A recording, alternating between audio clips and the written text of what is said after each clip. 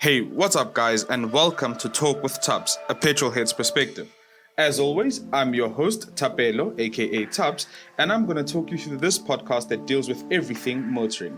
We're going to talk what's new on the market, what's old on the market, what's good on the market, and also what's bad on the market. Then we're also going to delve into some motorsport, but more focused on my favorite form of motorsport, Formula One. We're going to talk driver lineups, what we feel, react, but most of all, I'm trying to give you a petrol head's perspective. Words that come from someone who's as passionate about the industry as anyone I know. So as ever, let me not waste your time. Here we go. Talk with Tubbs is a go. Well, what a good start to the podcast I just had. I just spilled hot coffee on myself just as I was about to start recording. So, yeah, this is going to be a good one. So, yeah, I'm going to dive straight in. This is more news focused this week. There's really nothing much to react to. And I'm going to kick it off with the upcoming crossover from VW. And it's the VW Taigo, Taigo, whatever how you pronounce that word, we'll know when they release it. But it's a new compact crossover coming to the world at the end of 2021, early 2022. Look, I'm so confused by this car because the only thing I can say about this car is why? And this further accentuates one of the problems I have with the industry and what they're doing with compact crossovers and cars like that is you've got a car in virtually every segment as a compact crossover. You know, VW has the T-Cross in the Polo segment, the T-Rock. The T-Rock in the Golf segment. And it's fine, you've got these there. They seem to be selling well because I'm seeing T-Crosses everywhere and I've seen T-Rocks a few times now as well. So you've already got that, but now you're adding more to it. Like, why? And supposedly this Taigo is going to sit between the T-Rock and the T-Cross. So it's essentially going to be the same size, but like, I really don't get what they're targeting with this car. Because if you want a fairly mundane boxy type, you go for the T-Cross. But if you want something bigger and that looks a tad sportier, you go for the T-Rock. And if they're saying they're combining the two, it's essentially going to sit in between them in terms of styling, in terms of size, and like, why? Look, I get it. You know, I don't work for these companies. I'm not a guy who's in charge of research. I'm not a guy who's supposed to get these out to the market. But I look at these and I'm just like, why? Just give us what you have and let it go. Why are we oversaturating the market with cars that essentially are going to do the very same thing and are going to be the exact same thing? Because I can tell you now, even though they're being very stingy on specifics and what the car is going to be, I can tell you now it's probably going to have the same engine lineup as all the others. It's going to have the same transmission as all the others, and it's going to sit 10, 20 grand more expensive than the T-Cross, but 10, 20 grand cheaper than the T-Rock. It's exactly going to be in the middle of everything, but the underpinnings are exactly the same thing as the T-Cross. So, look, I know I'm sounding negative, and the images that we got with kind of this news announcement, it looks alright. It's like a T-Cross, a T-Rock, but lower. And look, man, it's just a car I don't understand, and I really don't know what they're trying to achieve with the car. But then again, look, I've been wrong before, and I think I'll have to wait and see it. But for now, I really just don't get what they're aiming for with that car. Honestly, I just don't know. Like I said, while I don't know, here's a car I know a bit about. So coming off of the podcast I released last week, if you haven't listened to that, go back.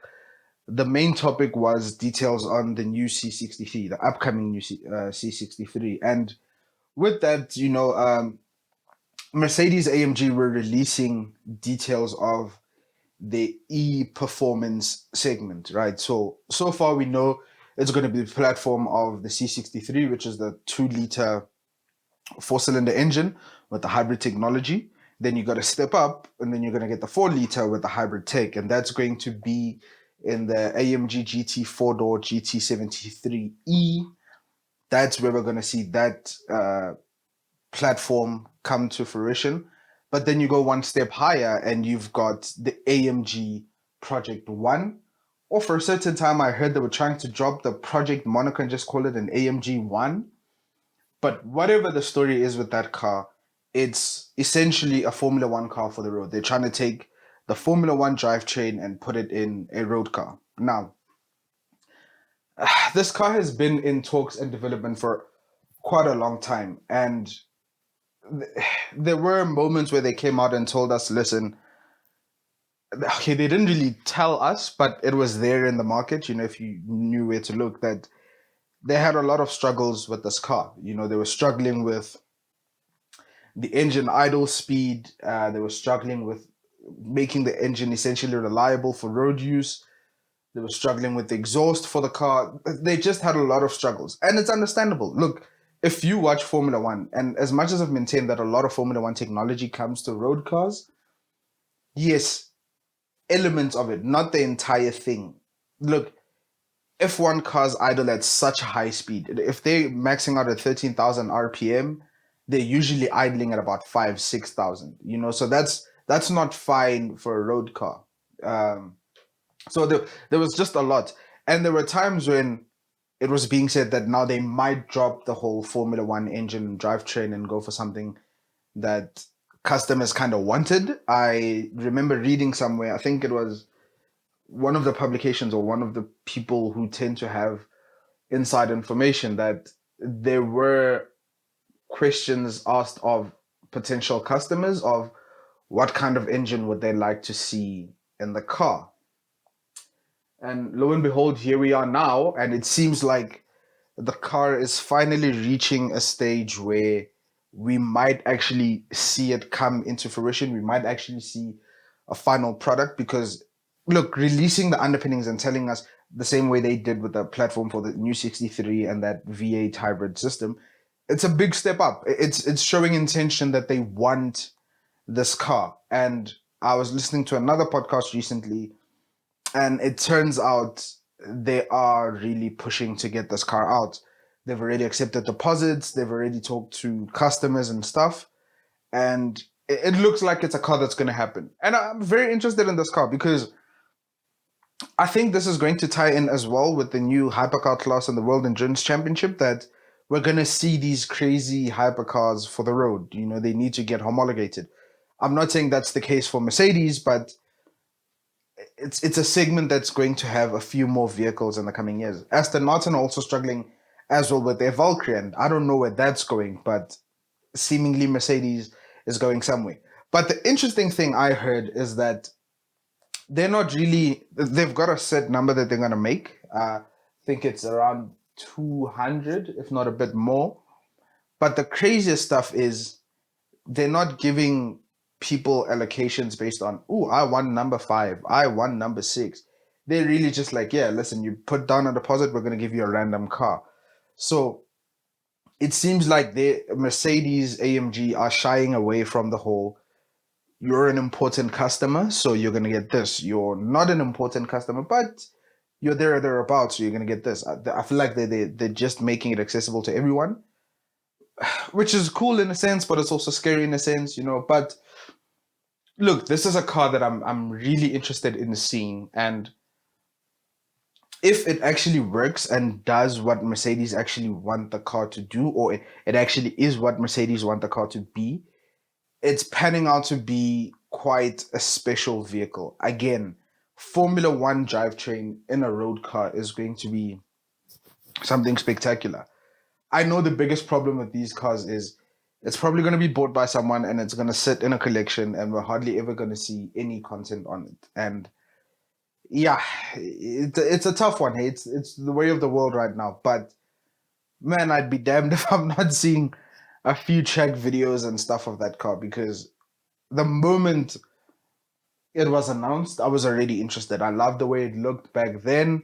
I loved the idea of it. I loved everything. So even now, as much as I've been disheartened by the delayed progress and the ups and downs about the car, whether it was going to happen, whether it was not going to happen, I still am vastly interested in that car. So if it is to come, apparently it might come out at the end of this year, in the latter half of 2021. So if that is going to happen, then I'm excited. I'm excited about this car, and I really hope you guys are too, because it's panning out to be a problem, but it might just be something very special for this generation of cars.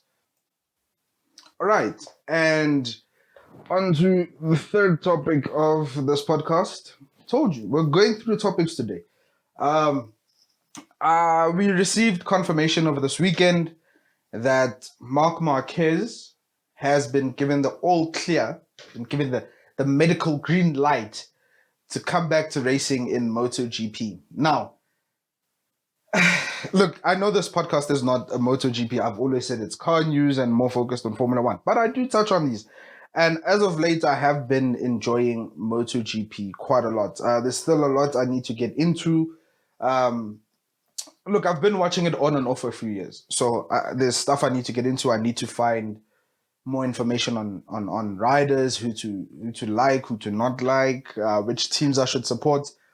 But the one constant is I've always appreciated Marc Marquez.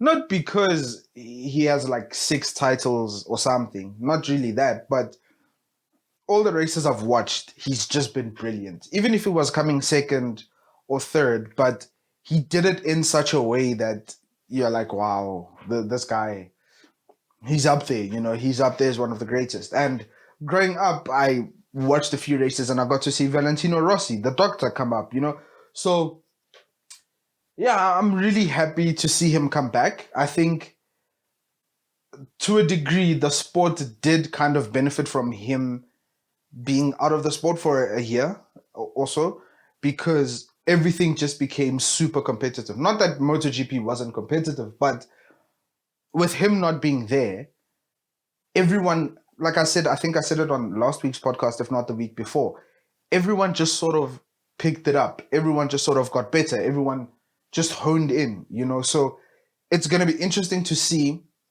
how he comes back and what impact he has on the rest of the field. Whether he's going to come back and be automatically dominant, which I doubt, but whether he comes back and he's tussling with these guys, and it promotes the sport again. It gets better. The racing increases, the tension increases, it gets tighter, because now you've got another competitive guy to add to the top part of the grid. So it's going to be so interesting. And the next race is Portimao. Brilliant track. I've fallen in love with that track. I loved Portimao from watching Chris Harris videos. If you haven't, go watch the M3. But the Holy Trinity video at Portimao is fantastic, with the McLaren P1, Ferrari LaFerrari, and Porsche 918 Spider at Portimao. That was good. So that's really my first experience with Portimao as a circuit. And that's why I started liking the track. And then Formula One went there last year, and I was like, woo! So now MotoGP is going there. So it's definitely a race I'm going to try and watch, because, again, MotoGP has been excellent for the past season and starts of this season. But Marc Marquez is back. And like I said, he's a rider that I've grown to like over the years. So to see him there is going to be a treat. So yeah, Marc Marquez is back. He's got the medical clearance. As predicted, he did say he could be back by around 3 or 4. So 3 it is. Marc Marquez is back. So yeah, MotoGP will get more interesting. Trust me about that. And last but not least, Formula One. You didn't think I'd do a Talk with Tubbs podcast without Formula One, did you? So yeah, Formula One. Man, this 3-week break has been torture. And I'll tell you why. We waited so long for Formula One that it came back, and the first race was so enjoyable. The first race was fan service. We got a lot of the things that we wanted from a Formula One race. We had the Verstappen-Hamilton battle. We had teams closer than they were last year. We had an interesting midfield. We had a lot of overtakes on track. So we got all of that, and that hyped us up for this season. And we're like, yes, this is going to be a fantastic season. We're looking forward to X, Y, and Z. I think you've heard every Formula One reactionist podcaster, tweeter, just talking about how fantastic the season is. And then what happens? They go on a 3-week break. And man, it's been tough. It's been tough. And my biggest problem with the 3-week break was you've got such a congested season. It's 23 races this year.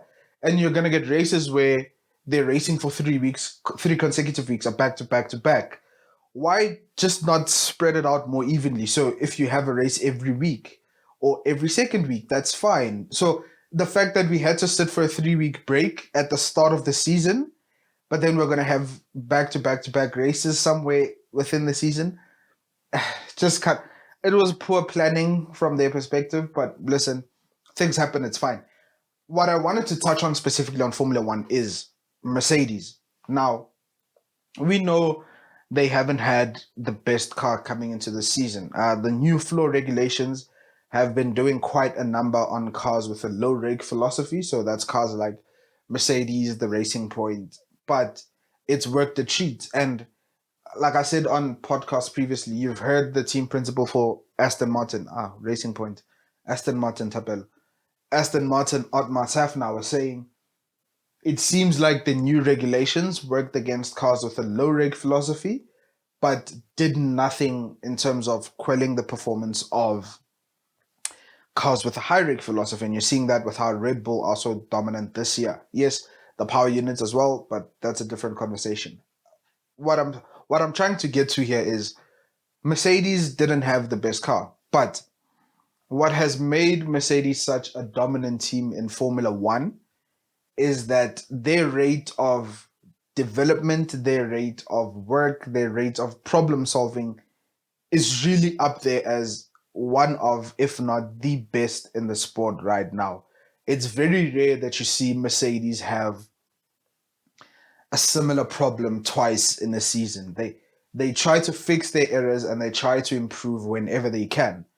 So this 3-week break is a good thing for certain teams because it gives them more time to work on the car, fix some of the things that they couldn't fix going into the first race of the season.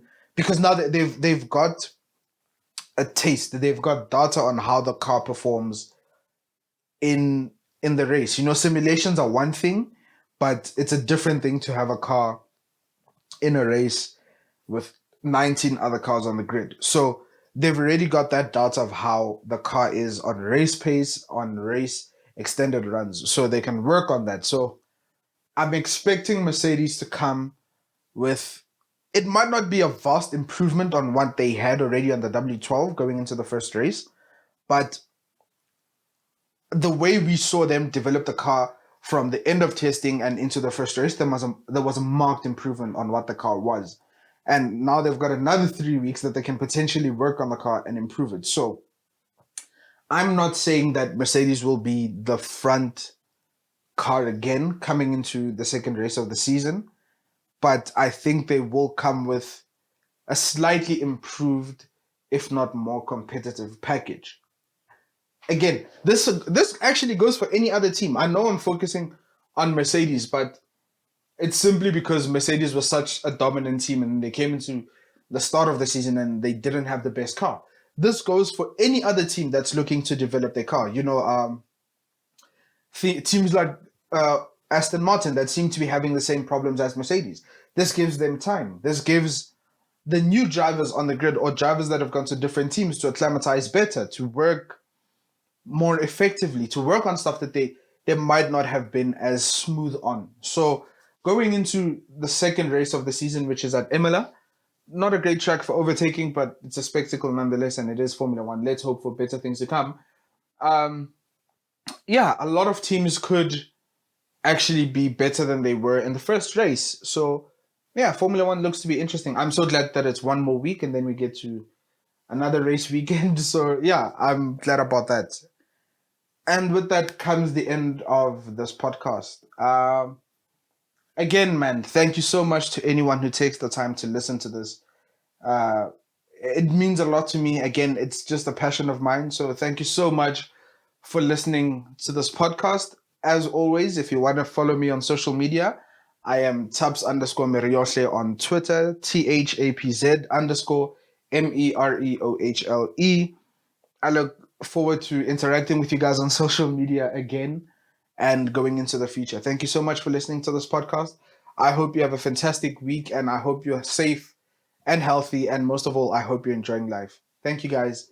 Cheers.